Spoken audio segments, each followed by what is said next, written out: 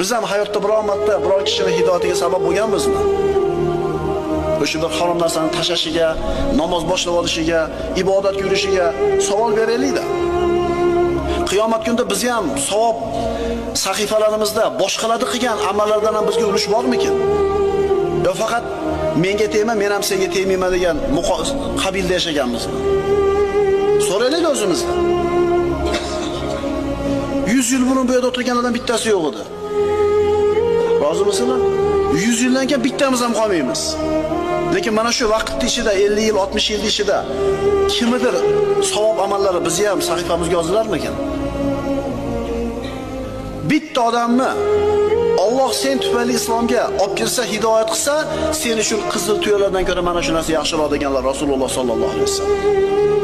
Bormi shu narsa? Istab ko'raylik. Qarindoshimiz bordir, jo'ramiz bordir, yur deb yetalashimiz kerak bo'lgan.